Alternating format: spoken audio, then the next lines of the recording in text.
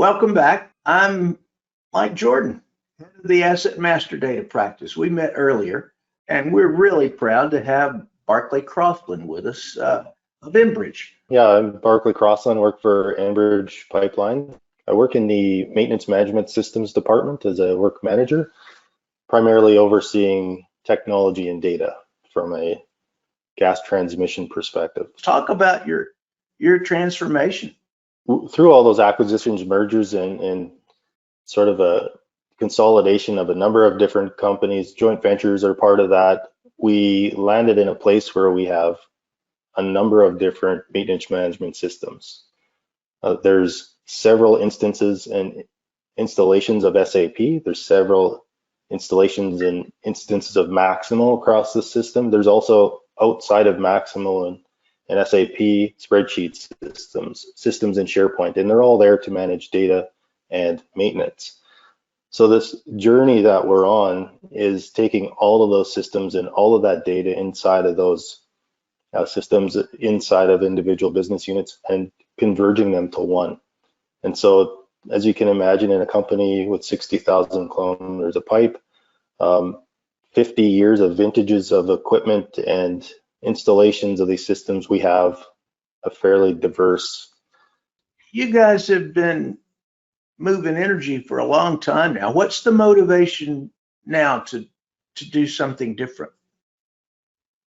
It certainly, with all of those vast differences, the support and sustainment model that we would need in place to manage 5 different maintenance management systems in the event we want to continue the growth of the business and continue down the path of continual improvement.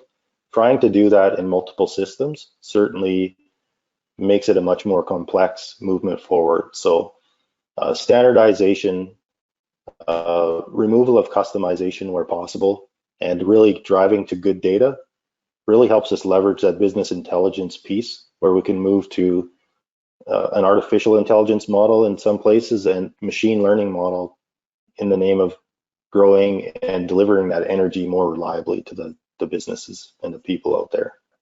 So before I jump into the additional benefits, this is clearly one of the additional benefits we want to get from our future state Maximo implementation with the backend Oracle and our mobile solution. We want to geo-bundle work across our massive transmission footprint.